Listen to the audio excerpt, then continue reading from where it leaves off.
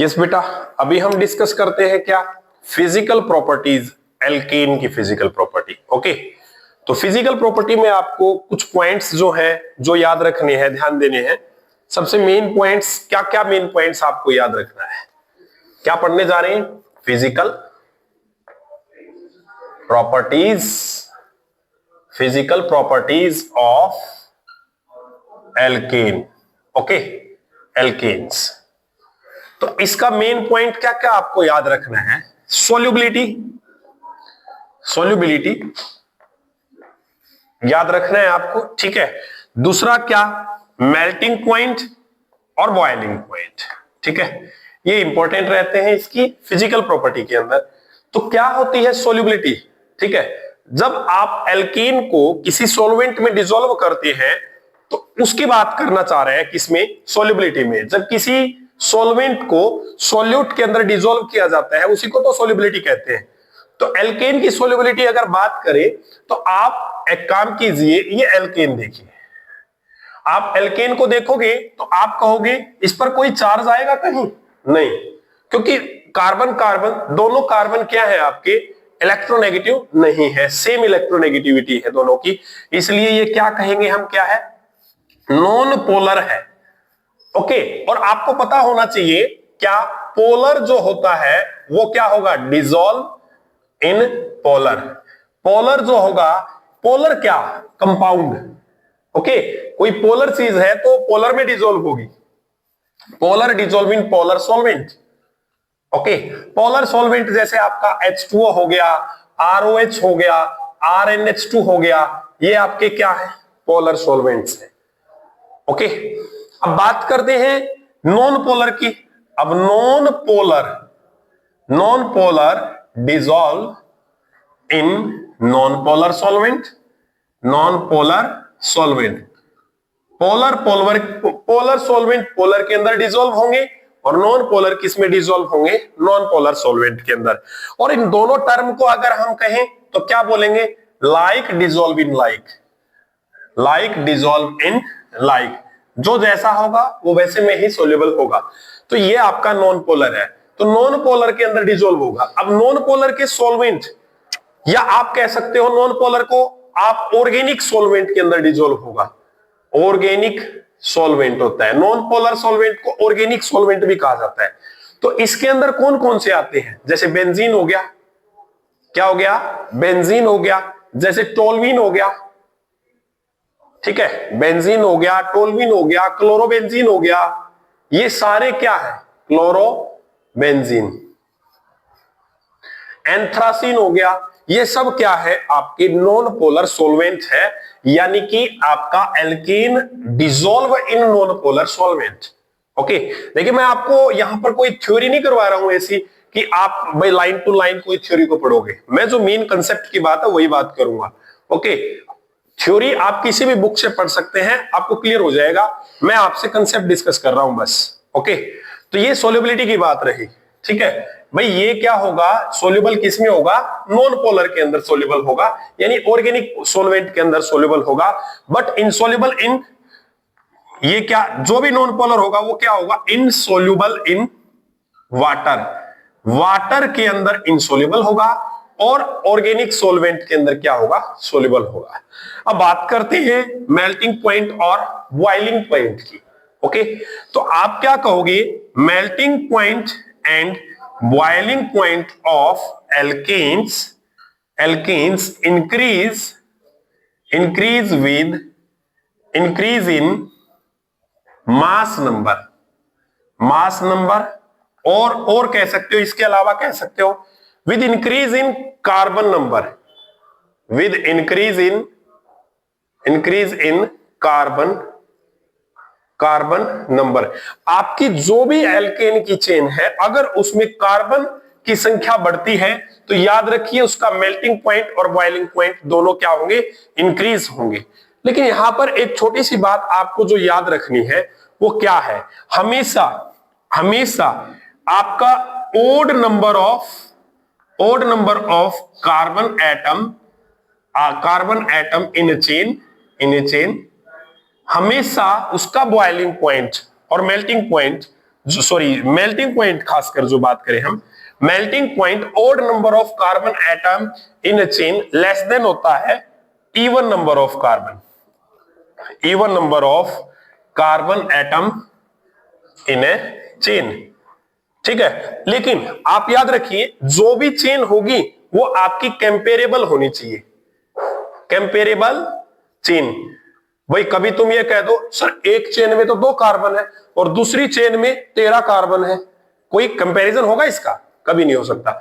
2 का 3 के साथ 4 के साथ मैक्सिमम इतना ही करना है, ठीक है ना। अब जैसे बात कीजिए, अगर हम बात करते हैं 4 कार्बन की, 1 2 3 4, ये आपके 4 कार्बन आपने लिए हैं, ठीक है। और अब बात करते हैं हम किसकी, 5 कार्बन की, 1 2 3 4 5, ये 5 कार्बन है, ये 4 कार्बन है। इनमें अगर हम बात करें तो आपको पता है odd number of carbon atom in chain जो होता है, ओड कौन सा है? ये ओड है। समझ में आया? इसमें कितने हैं? 5, 1 2 3 4 5 6 बना दिए भाई, 1 2 1 2 3 4 5, इसमें 5 है, और 1 2 1 2 3 4, इसमें 4 है। 4 कार्बन एंड 5 कार्बन, ये ओड है आपका, और ये कैसा है आपका? इवन है। तो हमेशा इवन वाले का ज्यादा होगा। क्यों होगा ज्यादा? क्योंकि बेटा जो आपका सॉलिड क्रिस्टल लेटिस बनेगा उसमें ये आपका टाइटली पैक होता है, completely fit into solid crystal. आप क्या कह सकते हो ये किसमें? Completely fit into solid crystal lettuce, crystal lettuce. जो भी आपका ये सॉलिड बनाएगा, सॉलिड क्रिस्टल लेटिस बनाएगा, उसमें अच्छे तरीके से फिट होगा आपका अपोजिट एंड वाला।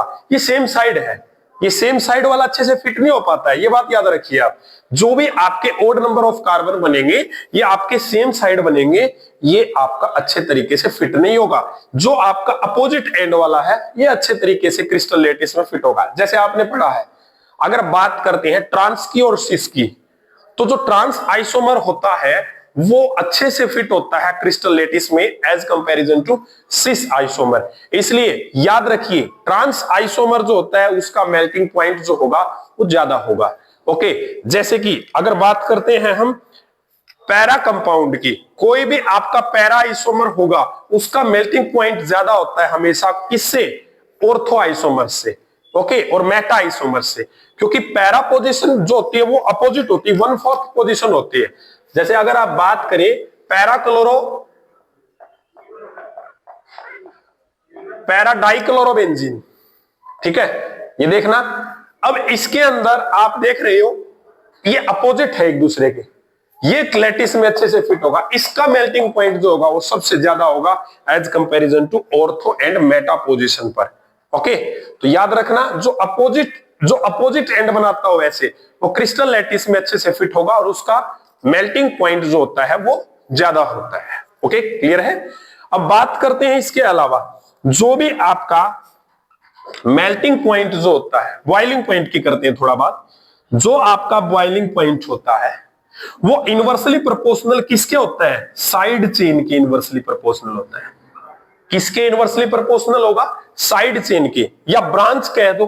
क्या कह दो? ब्रांच। जैसे अगर हम बात करते हैं मेल्टिंग पॉइंट की, अगर हम बात करते हैं इधर में हम मेल्टिंग पॉइंट बता रहे हैं, एक आपने क्या लिया? एन पेंटेन लिया, एक आपने क्या लिया? एन पेंटेन लिया। दूसरा आपने क्या लिया? ये पेंटेन लिया। ये कौन सा पेंटेन कहोगे आप? इसका नाम क्या कहोगे आप? नियो पेंटेन कहेंगे इसको हम, ठीक है। अब ये जो कंपाउंड आपने लिया है 3 और 2 5, 3 और 2 5, अब इसमें ब्रांच ज्यादा है तो आपको पता होना चाहिए एन पेंटेन से जो आपका नियो पेंटेन है उसका बॉइलिंग पॉइंट जो है वो ज्यादा होगा। क्यों ज्यादा है? क्योंकि इसमें ब्रांच ज्यादा है।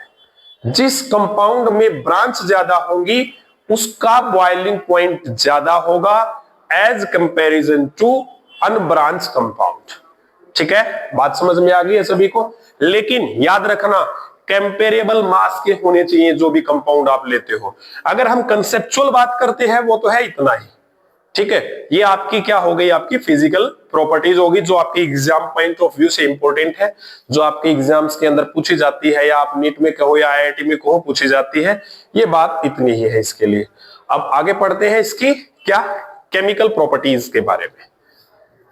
केमिकल प्रॉपर्टीज के बारे में, एल्केन की केमिकल प्रॉपर्टीज।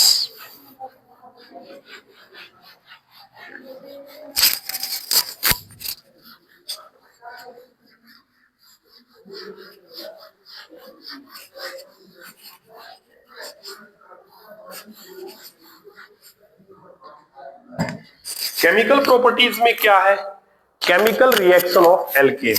ओके, उसी को क्या कहते हैं, केमिकल प्रॉपर्टीज। एक बार मार्कर चेंज कर लेते हैं। देखिए chemical properties, chemical properties of alkanes. इसके अंदर सबसे पहले क्या आता है, क्लोरीनेशन ऑफ एल्केन, या आप कह सकते हो हैलोजिनेशन रिएक्शन का हुआ, हैलोजिनेशन रिएक्शन। हैलोजिनेशन रिएक्शन आपने 10th क्लास के अंदर भी इसको सीखा होगा। ओके, क्या है हैलोजिनेशन रिएक्शन? जब आप किसी एल्केन के अंदर क्या करते हैं, Cl2 डालते हैं या X2 डालते हैं या कोई हैलोजन ग्रुप डालते हैं इन प्रेजेंस ऑफ सनलाइट, और ऐसा लिख सकते हैं in presence of UV light, in presence of UV light, then it give halogenation reaction CH3Cl plus HCl। तो ये बनाता है।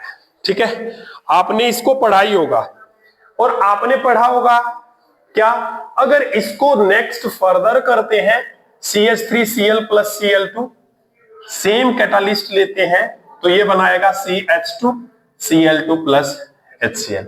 बात इसकी नहीं है कि ये रिएक्शन हो गई, ये ऐसे बन गई, ये तो रट लिया तुम लोगों ने, एक H हट गया एक Cl लग गया। बात ये है ये हुआ कैसे, मैकेनिज्म इसका। ओके, तो इस रिएक्शन का मैकेनिज्म क्या है, मैकेनिज्म सीखते हैं इस रिएक्शन का। सबसे पहले आता है chain initiation step, chain initiation step, chain initiation step. क्या होता है चेन इनिशिएशन स्टेप, ध्यान से समझें। ठीक है, तो सबसे पहले there is formation of radical in this step. इस स्टेप में रेडिकल की फॉर्मेशन होती है। There is formation of radical in this step. This step is starting step या फर्स्ट स्टेप ऑफ रिएक्शन कह सकते हैं। ओके, अब बात करते हैं इसमें रेडिकल की फॉर्मेशन। ध्यान रखिए चेन इनिशिएशन स्टेप के अंदर क्या होता है, एक रेडिकल की फॉर्मेशन होती है।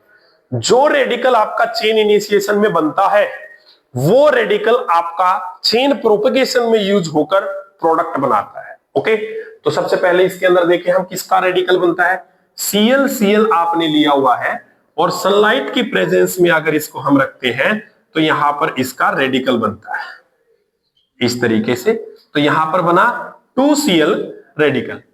ओके, रेडिकल की फॉर्मेशन अपनी हो चुकी है इस रिएक्शन के अकॉर्डिंग। अब बात करते हैं chain propagation step. Chain propagation step में क्या होता है, याद रखना ये सेकंड स्टेप है। Okay, the radical form in chain initiation step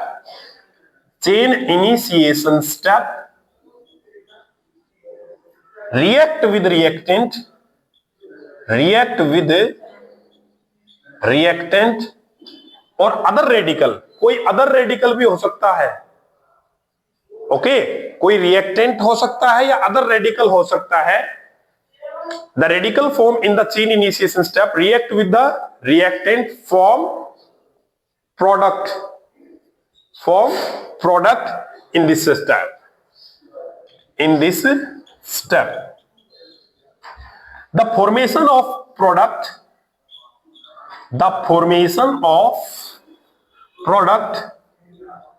always occur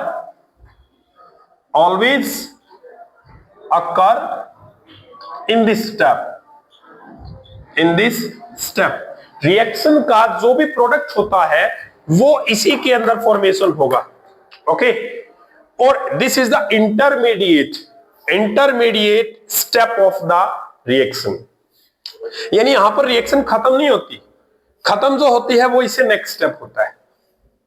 अब इसमें क्या है, देखिए आपके पास जैसे रिएक्टेंट था CH4, ठीक है, इसका एक हाइड्रोजन मैं क्या करता हूं, इस तरीके से लिख लेता हूं, एक हाइड्रोजन, कोई दिक्कत नहीं है, ठीक है। तो ये जो आपका रेडिकल अभी बना था यहां पर, इसका एक रेडिकल यूज हुआ। क्या किया इस एक रेडिकल ने, इसका H को लिया, ठीक है, और यहां पर क्या किया, इसने ये रेडिकल बना दिया। यहां पर क्या बन गया, यहां पर CH3 रेडिकल बन गया है, प्लस में HCl बन गया है, ठीक है। तो ये चेन प्रोपेगेशन का A पार्ट बन गया। अब चेन प्रोपेगेशन का B पार्ट में क्या हुआ, जो भी रेडिकल बना है इसके अंदर, ये मैंने कहा था जो प्रोडक्ट फॉर्मेशन होगी, उस प्रोडक्ट फॉर्मेशन में चेन इनिशिएशन के अंदर जो भी रेडिकल बना है उसका यूज करके हम प्रोडक्ट बनाते हैं, ठीक है। किसके साथ, रिएक्टेंट के साथ या रेडिकल के साथ। अब रेडिकल के साथ रिएक्टेंट होगा उसमें, या वहां पर रेडिकल की फॉर्मेशन होगी, अदर रेडिकल की फॉर्मेशन होगी, that depend on the reaction. ये रिएक्शन पर डिपेंड करता है, ठीक है। जैसे यहां पर इस रिएक्शन में रेडिकल बना है, नया रेडिकल बना है, और इस नए रेडिकल के साथ जो एक रेडिकल इसमें बना हुआ है उसके साथ रिएक्शन हुई, और इस तरीके से यहां पर क्या बन गया, CH3Cl बन गया, ठीक है। इस तरीके से जो आपका मेन प्रोडक्ट है वो बन गया है किसके अंदर, चेन प्रोपगेशन स्टेप के अंदर आपका मेन प्रोडक्ट बन गया है। होप सो कि आपको क्लियर हुआ हो, होप सो नहीं, डेफिनेटली क्लियर होना चाहिए आप लोगों को, ये आपके लिए बहुत इंपॉर्टेंट है, ठीक है। अगर कोई दिक्कत है तो मेरे पास पकड़ के लाओ, कमेंट में बताओ, ठीक है। तो ये आपका प्रोडक्ट बन गया है। अगर कहोगे सर इसका क्या होगा, इसका इनिशिएशन स्टेप सेम है, लेकिन इसका प्रोपगेशन स्टेप में क्या हो सकता है, इसके प्रोपगेशन स्टेप में CH, अब की बार रिएक्टेंट यहां पर ये ले लेना है, CH2Cl तो लिख लिया, इसका एक H मैंने अलग से लिख दिया, या आप इसको ऐसे लिख लीजिए, Cl इधर लिख लो, CH2H प्लस में Cl रेडिकल, ठीक है। यही स्टेप लिखना है ना, ये तो सेम है दोनों का। तो ये स्टेप में क्या करेगा, ये इस हाइड्रोजन को लेगा और इसका एक यहां पर ये बनाएगा। अगर ऐसा बना तो ये क्या बन जाएगा आपका, CH2Cl रेडिकल प्लस में HCl, और अब की बार फिर क्या होगा, CH2Cl प्लस में Cl रेडिकल, इसका एक रेडिकल आएगा और ये क्या करेगा, एक रेडिकल आएगा इसके रेडिकल के साथ रिएक्शन करेगा और यहां पर क्या बना देगा, CH2Cl2। Okay, this one is the product. ये मत सोचना कि ये रिएक्शन यहीं पर रुक जाएगी, ये रिएक्शन फर्दर चलती रहती है जब तक हाइड्रोजन खत्म नहीं हो जाता। Cl2 डालकर ये रिएक्शन क्या हो जाती है, फर्दर चलती रहेगी। CH-Cl3 प्लस HCl, इसको बड़े प्यार से क्या कहते हैं, क्लोरोफॉर्म, ठीक है। ये वही वाला क्लोरोफॉर्म है जिसको सुखाकर तुम कुछ भी कर सकते हो, ठीक है। रुमाल लगाया और कर दिया पक्का काम किसी का भी, ठीक है। अब आगे चलते हैं, इससे क्लोरोफॉर्म से कार्बन टेट्रा क्लोराइड बन सकता है, टेट्रा क्लोराइड बन सकता है। कैसा, CHCl3 प्लस में Cl2, नेक्स्ट सनलाइट और CCl4, ये बन गया, ठीक है। सेम है ये इसके मैकेनिज्म। इससे आगे आप क्या ले लोगे, अब की बार रिएक्टेंट ये ले लोगे, फिर आप दूसरा ले लोगे, मैकेनिज्म सेम रहेगा इन रिएक्शंस का, ठीक है। अब बात करते हैं, एक थर्ड स्टेप आता है, ये स्टेप 2 हो गया, ये स्टेप 1 है, ये स्टेप 2 है, स्टेप 3 आता है कौन सा? Chain termination step. कौन सा? Chain termination step. हम इसको इरेज करते हैं ऊपर। चेन टर्मिनेशन,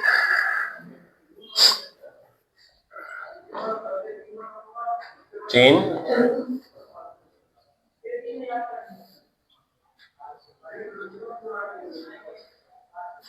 क्या होता है? टर्मिनेशन का मतलब, टर्मिनेट करने का मतलब क्या होता है? एंड हो जाना, किसी चीज का खत्म हो जाना, टर्मिनेट कर देना, खत्म कर देना। ठीक है, तो ये चेन टर्मिनेशन स्टेप है। यहां पर जो भी रिएक्शन है, जो भी आपकी प्रोसेस चल रही है, वो खत्म हो जाएगी। ठीक है, this is the last step of reaction, this is the last step of reaction. Reactions are complete, reactions are complete in this step, so this step is known by chain termination step। ठीक है, इसको chain termination step कहा जाता है। ठीक है, इसमें क्या होता है? जो भी आपका रेडिकल बनता है, आपका चाहे इनिशिएशन में बनो, चाहे चेन प्रोपगेशन में बनो, उन रेडिकल को जोड़ो और प्रोडक्ट बनाओ। जो भी रेडिकल आपको दिखाई दे उनको जोड़ो और उनका क्या बना दो? प्रोडक्ट बना दो। कोई भी रेडिकल आपको दिखाई दे रहा है, उसको देखो, मान लो आपको ये मिला और आप सोच रहे हो कि एक और ऐसा है, तो इन दोनों को मिलाओ और ये प्रोडक्ट बना दो। ये किसमें होता है? चेन टर्मिनेशन स्टेप के अंदर ये होता है। ओके, आपको क्लियर हो गया होगा इसका मैकेनिज्म। तो ये मैकेनिज्म बहुत इंपॉर्टेंट है इस रिएक्शन का, एग्जाम के लिए बहुत इंपॉर्टेंट है। ठीक है, नेक्स्ट इसकी रिएक्शन हम पढ़ते हैं। हेलोजिनेशन रिएक्शन आपकी हो चुकी है। ठीक है, उससे नेक्स्ट पढ़ते हैं हम नाइट्रेशन। क्या पढ़ेंगे हम? नाइट्रेशन।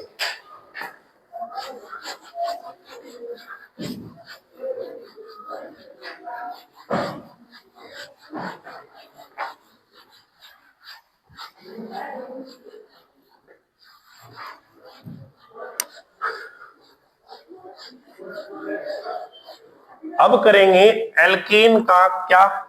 नाइट्रेशन करेंगे हम एल्केन का। आप लोगों को पता होगा नाइट्रेशन में क्या लेना होता है? नाइट्रेशन, ये आपके पास एल्केन लिया मैंने और इसके साथ में मैंने HNO3 लिया। ठीक है, तो आप देखोगे क्या बन गया आपका? CH3CH2NO2 बन गया। अब ये तो नहीं पता है बना कैसे। CH3CH2NO2 बन गया है आपका। ठीक है, लेकिन बात ये है कि ये बनेगा कैसे? साथ में H2O भी निकलेगा, लेकिन आप लोग इसको बाद में लिखिए, मेन प्रोडक्ट लिख लो बस एक बार। जो साथ में वेस्ट बनता है वो क्या क्या बनेगा उसको बाद में लिख सकते हैं। ठीक है, आपका मैकेनिज्म देखिए, इसमें क्या होगा? इसके मैकेनिज्म में आप अपना जो HNO3 है उसका स्ट्रक्चर बनाइए, HNO3 का स्ट्रक्चर बनाइए। ये होता है HNO3 का स्ट्रक्चर। इसमें क्या होगा? इसमें ये रेडिकल में ब्रेक होगा, ये यहां पर ब्रेक हुआ और ये यहां पर ब्रेक होगा, तो यहां पर क्या बनेगा? OH रेडिकल बनेगा प्लस NO2 रेडिकल बनेगा, इस तरीके से। ठीक है, अब आपका नेक्स्ट में क्या होगा? आप अपना CH3 लेकर आइए। मैं दूसरे CH3 को CH2H लिख सकता हूं। ठीक है, प्लस इसके साथ में पहले क्या आएगा? OH radical. अब क्या होगा? ये इसका H लेगा और एक रेडिकल इसके ऊपर बना देगा। क्लियर है कि नहीं? ये इनिशिएशन स्टेप है, स्टेप 1 जो हमने अभी पढ़ा था, स्टेप 1 इनिशिएशन स्टेप। ये चेन प्रोपगेशन स्टेप है, स्टेप 2 चेन प्रोपगेशन स्टेप जो अभी पढ़ा था हमने। ठीक है, डेफिनेशंस बार बार लिखने का कोई फायदा नहीं है, इतना तो आपको क्लियर हो गई। तो यहां पर क्या होगा आपका? ये आपका CH3, ये आपका CH2 रेडिकल बनेगा प्लस H2O बनेगा। देखिए ध्यान से, ये OH एक हाइड्रोजन लेगा, क्या बनाएगा? H2O, और यहां पर एक रेडिकल बनेगा, ये रेडिकल बन गया। तो यहां पर जो रेडिकल बना है CH3CH2 रेडिकल, ये किसके साथ रिएक्ट करेगा? NO2 के साथ रिएक्ट करेगा और इस तरीके से आपका क्या बनाएगा? प्रोडक्ट बनाएगा CH3CH2NO2। चेन टर्मिनेशन स्टेप को लिखने की जरूरत नहीं है, ठीक है। वैसे भी आप लोगों को पता है कोई भी रेडिकल आपस में जोड़ो, जो इनके अंदर बन रहा है उनको जोड़ना है और आप प्रोडक्ट बनाओ। ये आपका प्रोडक्ट बन गया, H2O इसके अंदर निकल रहा है। कई बार इस रिएक्शन में क्या होता है, जैसे CH3CH3CH2CH3 ये लेते हैं और क्या करते हैं, इसका नाइट्रेशन। तो आप लोग क्या देखते हैं, क्वेश्चन में पूछा जाता है कि इसका कितने प्रोडक्ट बनेंगे। तो आप देखिए डिफरेंट टाइप ऑफ रेडिकल कितना बन सकता है इसके अंदर, ठीक है। एक बनेगा यहां, दूसरा यहां, तीसरा यहां, फोर्थ यहां बने, सेम बनेगा। तो आप कहोगे क्या, एक तो ये बनेगा CH2 CH CH2 CH3, यहां पर CH3, यहां पर NO2 आ गया, ठीक है। दूसरा आप क्या कहोगे कि बनेगा सर कैसे, CH3 यहां NO2 जुड़ गया और आगे सारा सेम CH2 CH3 और यहां CH3। नेक्स्ट कैसे बनेगा, third carbon CH3 CH CH3 CH और यहां पर क्या जुड़ा, NO2 और आगे आपका CH3। नेक्स्ट कैसा बनेगा, CH3 CH CH3 CH, यहां पर CH2 और लास्ट में क्या होगा CH2 और इसके साथ आ गया आपका NO2। इस तरीके से आप डिफरेंट नंबर ऑफ कार्बन देख लीजिए ना, 1 2 3 4 कार्बन है तो इसके 4 प्रोडक्ट बनेंगे। अब मैकेनिज्म की तो बात आपको आई गई होगी समझ में। चेन स्टेप 1 तो आपका सेम रहेगा इसके लिए, ठीक है। स्टेप 2 को आप देख लीजिए, स्टेप 2 में क्या होगा, मान लीजिए स्टेप 2 में क्या होता है। अच्छा एक बात और, इसमें मेजर प्रोडक्ट कौन सा बनता है ये सोचना है आपको। मेजर प्रोडक्ट कौन सा बनेगा, जब आपका ये बना तो रेडिकल कहां बना था, यहां पर रेडिकल बनेगा।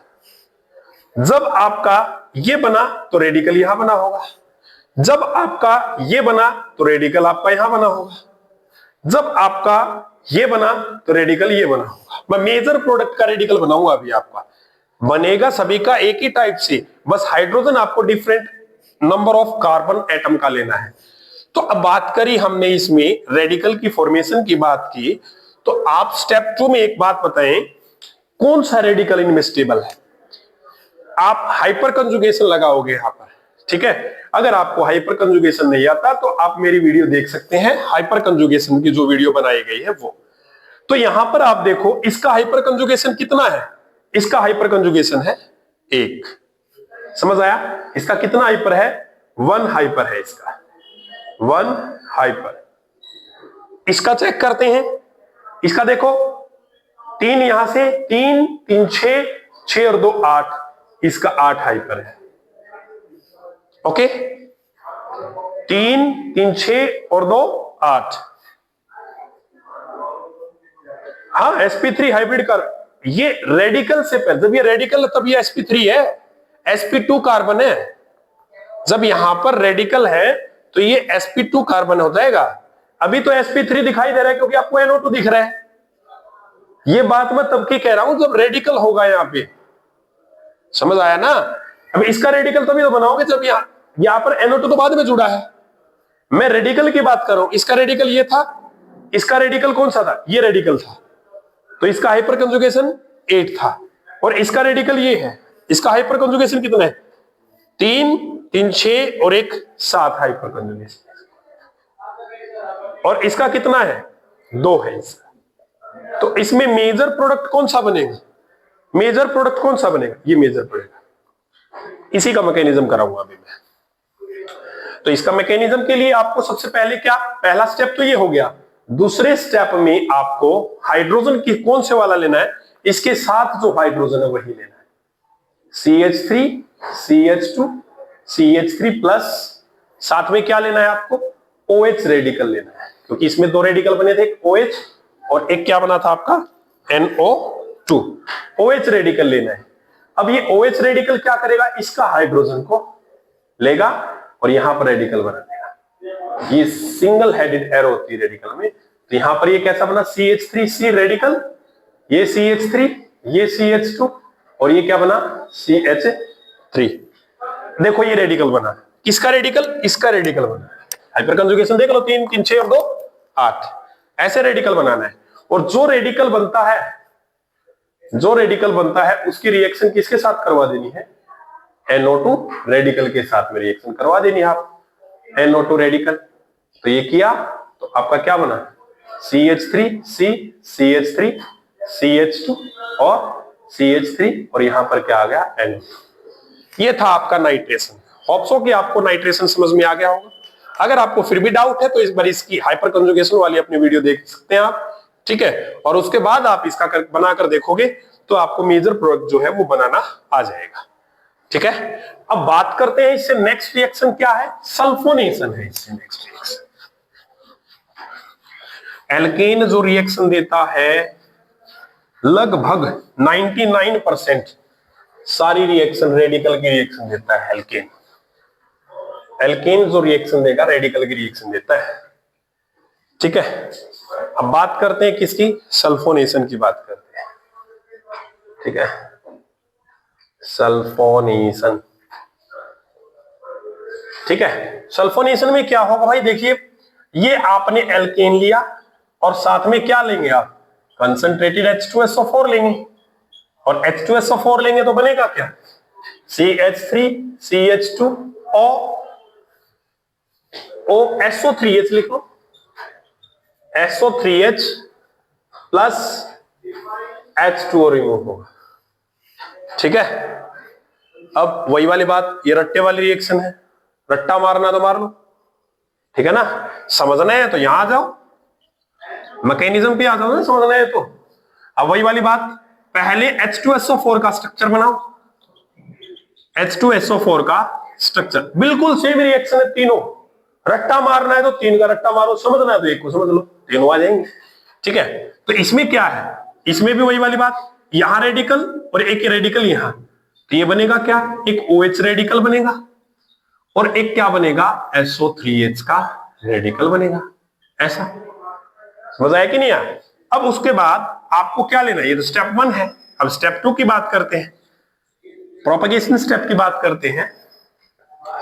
तो आपको लेना है आपका रिएक्टेंट, ये साथ में किसकी रिएक्शन कराओ, OH रेडिकल की, ये इसको लेगा और ये इसको यहां, ओके। तो क्या बनेगा, CH3 CH2 radical plus H2O, और जो रेडिकल आपका बना है ये, इसकी रिएक्शन किसके साथ करा दो, SO3H रेडिकल के साथ, ये इसके साथ रिएक्ट करेगा तो ये क्या बनाएगा, CH3 CH2 SO3H SO3H।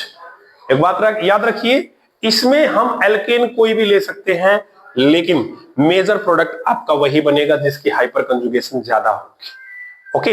एक एग्जांपल और ले लेते हैं, थोड़ा सा आप लोगों को और अच्छे से क्लियर हो जाएगा। CH CH3 CH2 CH3, ये रेडिकल, ये ले लिया, ठीक है। तो इसके अंदर आप चेक करोगे, पहली बात तो ये पहला स्टेप तो सेम है ना, स्टेप दूसरे की बात हो रही है। तो यहां पर जो OH रेडिकल है वो किसका हाइड्रोजन ले, पहली बात ले किस किस का सकता है हाइड्रोजन, 1 2 3 4 5, 5 तो कार्बन हो गए और 6 नंबर का कार्बन है, 6 प्रोडक्ट, सॉरी 1 2 3 4। अगर इसका हटाएगा हाइड्रोजन तो इसमें और इसमें कोई फर्क नहीं, अगर इसका हटाएगा तो इसमें कोई डिफरेंस, वो अलग कंपाउंड था, ये अलग कंपाउंड है, ये याद रखना, इनमें कोई फर्क नहीं है इधर इधर का हटाएगा तो। लेकिन मेजर प्रोडक्ट किसका बनेगा, जब इसका हाइड्रोजन हटाएगा, क्योंकि आप जब यहां से हाइड्रोजन रिमूव करोगे तो इसकी हाइपर कंजुगेशन कितनी बनेगी, CH2, अभी देखना कितनी बनेगी, CH2 CH3 और यहां पर क्या, CH3 रेडिकल, हाइपर कंजुगेशन 2 और 3 5 और 2 7 हाइपर बन गई, ठीक है। इस कार्बन की हाइपर कितनी बनती, इस कार्बन की 2, इस कार्बन की कितनी हाइपर बनती, 3 और 1 4, इस कार्बन की कितनी बनी है 7, इस कार्बन की कितनी बनी 1, ये हाइपर कंजुगेशन बता रहा हूं साहब जी।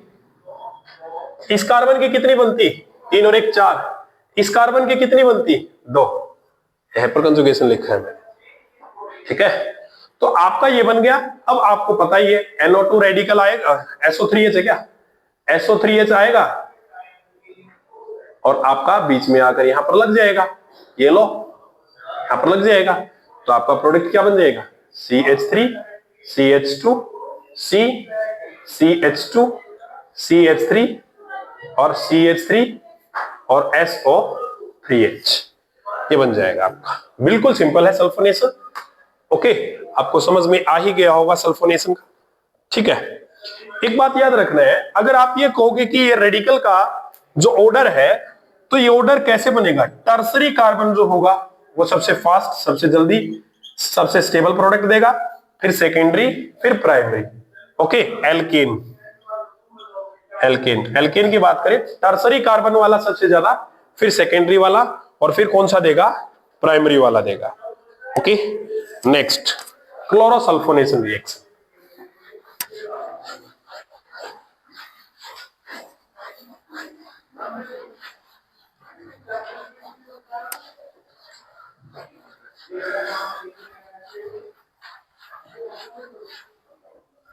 नेक्स्ट रिएक्शन कौन सी है, chlorosulfonation reaction. Okay, chlorosulfonation reaction. इसमें क्या करना है आपको, एल्केन लेना है, साथ में SO2 लेना है और Cl2 लेना है। एल्केन आप ये ले लिया करो, ठीक है, और इस रिएक्शन को पूरा करना है, ठीक है। अब की बार हम पहले क्या लिखेंगे, इसका मैकेनिज्म लिखेंगे, रट्टे वाली नहीं है भाई, याद नहीं रहती रट्टे वाली चीजें, ठीक है। सिंपल सी बात, इसको सोल्व कर लो, ठीक है। क्या करना है आपको, सबसे पहले Cl रेडिकल ब्रेक होगा, Cl रेडिकल और Cl है, ये रेडिकल में ब्रेक होगा, ये ब्रेक हो गया। ओके, तो ये क्या बना, Cl रेडिकल प्लस में Cl रेडिकल बन गया, क्लियर हो गया। अब उसके बाद पहले ही स्टेप की बात कर रहे हैं, अब ये स्टेप का फंडा छोड़ दो, आप रिएक्शन का मैकेनिज्म समझे पर ध्यान दो। तो इसमें जो SO2 है आपका, SO2 जो बना हुआ है आपका, ये क्या करता है SO2, ये Cl रेडिकल, SO2 के पास भी अपने रेडिकल्स होते हैं, आपको पता है सल्फर पे 4 होते हैं ऐसे, तो ये सल्फर का क्या करेगा, Cl के साथ में रिएक्ट करेगा और ये क्या बना लेगा, S डबल बॉन्डो Cl, ओके, और इसका एक रेडिकल और छोड़ दो यहाँ पे इस तरीके से, क्योंकि सल्फर का कितना 2 2 4 बन गए, 6 होते हैं, तो 4 डॉट इलेक्ट्रॉन होते हैं ना इसके, तो एक बच गया इसका यहाँ पे। ओके, अब बात करते हैं इससे नेक्स्ट क्या है, अब ये रेडिकल काम करने का चीज है।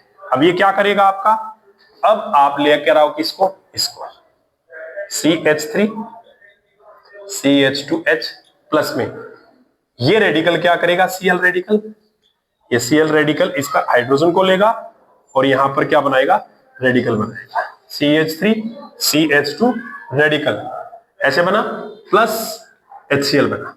ओके, अब नेक्स्ट में क्या करना है, CH3 CH2 रेडिकल जो बना हुआ है उसको किसके साथ रिएक्शन करवाना है, SOCl के साथ रिएक्शन। ये इसके साथ रिएक्शन किया तो ये क्या बन जाएगा, CH3 CH2 SO और यहां पर क्या आ गया आपका Cl। हाँ भाई देखिए, ये आपका बन गया था। उसके बाद क्या है, आप लिखना क्या रह गया, अपना प्रोडक्ट ही तो लिखना रह गया, CH3 CH2 S double बॉन्डो Cl plus में क्या निकला है, और HCl निकला है। रिएक्शन यहीं पे खत्म हो गई, ठीक है। हाँ, पीछे एक छोटा सा आप ध्यान दिया हो तो एक गलती कर गए हैं, जो आपने बॉइलिंग पॉइंट में 1 2 3 4 5 कार्बन लिए थे और हमने आपको ये लिया था साथ में। बात बॉइलिंग पॉइंट की थी, किसका बॉइलिंग पॉइंट ज्यादा होता है, बॉइलिंग पॉइंट इनवर्सली प्रोपोर्शनल किसके होता है? साइड चेन के या ब्रांच के। जिसकी ब्रांच ज्यादा उसका बॉइलिंग पॉइंट कम, तो आपका सिंबल ये आएगा। ओके, वहां शायद मैंने सिंबल में गलती कर दी है, मिस्टेक कर दी है। जिस तरफ ये मुंह खुला होता है वो बड़ा होता है, ठीक है, तो ये बात आपको याद रखनी है। अब नेक्स्ट रिएक्शन की बात करते हैं। नेक्स्ट रिएक्शन कौन सी आपकी? Isomerization reaction. कौन सी रिएक्शन है? Isomerization reaction. चेक कर लेना, वहां पर मैं आप लोगों को बोल तो सही रहा हूं लेकिन सिंबल में मिस्टेक कर दी वैसे लगाने में, ठीक है।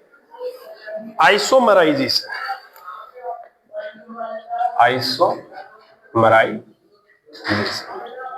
आइसोमर्स तो आप जानते हैं क्या होता है, ठीक है।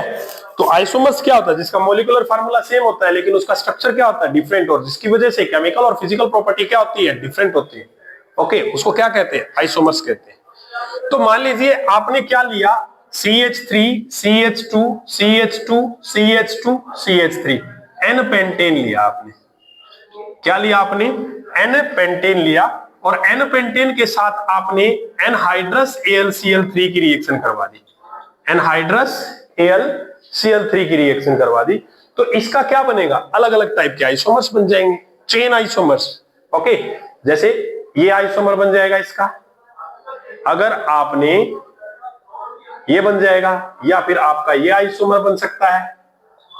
अगर आप इसका आइसोमराइजेशन पढ़ोगे तो आपके डिफरेंट टाइप ऑफ आइसोमर बन जाएंगे। 3 और 2 5 और 2 7 और 2 9 3 12, 3 3 6 3 9 3 12, 3 2 5 1 6 3 9 और 3 12।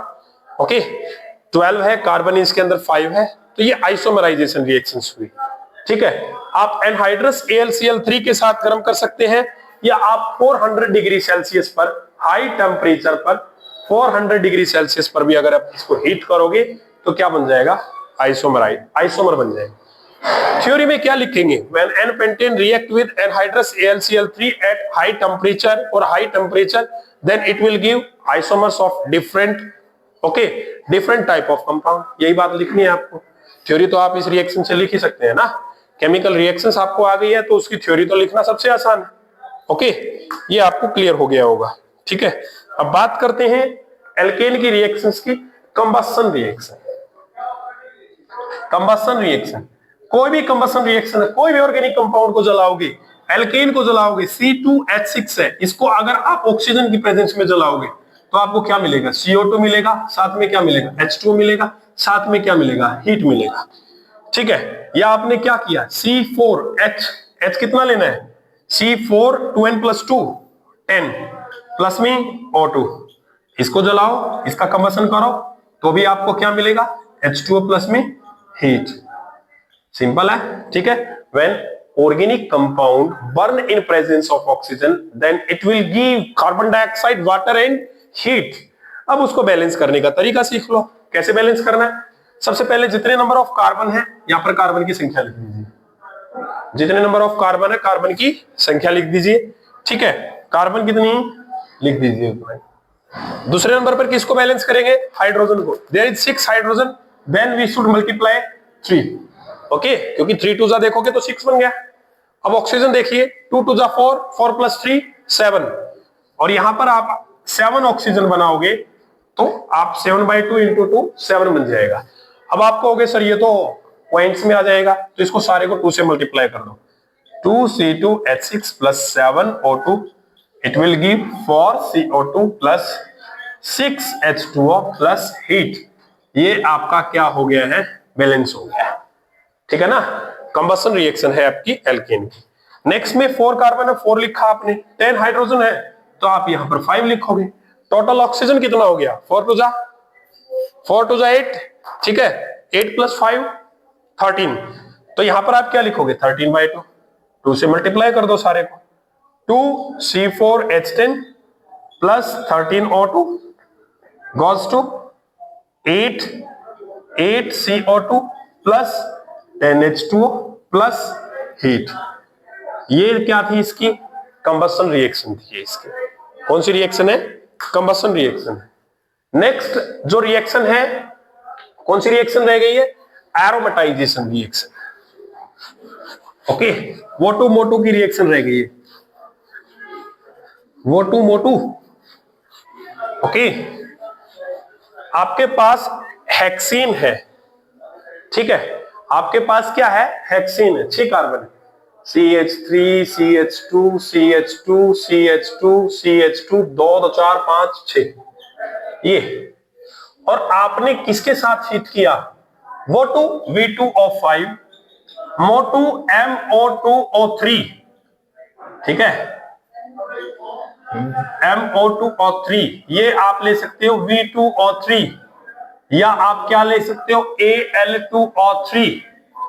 इसकी प्रेजेंस में आप इसको हीट करते हैं तो आपका क्या बनता है, साइक्लाइजेशन होगा और आपका एरोमेटिक रिंग क्या बन जाएगी, बेंजीन की रिंग बन जाएगी। ऐसे इस तरीके से आपकी क्या बन जाएगी, बेंजीन की रिंग होगी। कैसे, ये एक हाइड्रोजन इसका और इसका क्या हुआ, रिमूव हुआ, दूसरा हाइड्रोजन जो है इसके पार्ट्स, इसको आप ना साइक्लिक फॉर्म में लिख लीजिए। अभी मैं हेप्टेन को लिखूंगा, जैसे देखिए कैसे, CH3 CH2 CH2 CH2 CH2 CH2 CH3, 1 2 3 4 5 6 7 7 लिया, ठीक है। तो इन दोनों से तो क्या रिमूव होगा, इन दोनों से नहीं, पहले आप क्या कीजिए, इन दोनों से एक H2 निकाल दीजिए, समझ आ रहा है, फिर इन दोनों से H2 निकाल दीजिए, फिर इन दोनों से H2 निकाल दीजिए, ठीक है, और यहां से तो आप क्या निकाल दीजिए, 2H2 निकाल दीजिए, क्या निकाल दीजिए, 2H2 एक जगह से। इस तरीके से सेम कैटालिस्ट लो, वोटू मोटू वोटू मोटू आलू, ओके, कार्टून तो देखे होंगे तुमने, वही चीज है यहाँ पे। तो ये आपने लिया तो ये क्या बन जाएगा, टोल्वीन बन जाएगा, क्या बन जाएगा आपका यहाँ पे, टोल्वीन बन जाएगा। इस तरीके से यहां पर डबल बॉन्ड, फिर यहां पर डबल बॉन्ड, यहां पर डबल बॉन्ड, ओके। तो आप देखोगे यहां पर एक हाइड्रोजन बचा, हाइड्रोजन हाइड्रोजन हाइड्रोजन हाइड्रोजन यहां नहीं बचा, और इसका नाम क्या है, टोल्वीन, इसका नाम क्या है, बेंजीन। अब सिंपल है, आप लिखोगे तो क्या लिखोगे, when we heat N-heptane in presence of Wotto-Moto, okay, then it will give toluene, okay। Wotto-Moto की रिएक्शन बहुत इंपॉर्टेंट है IIT JEE और नीट के लिए, ये IIT नीट के लिए बहुत इंपॉर्टेंट रिएक्शन है जो कि आप लोगों को याद रहनी चाहिए, ठीक है।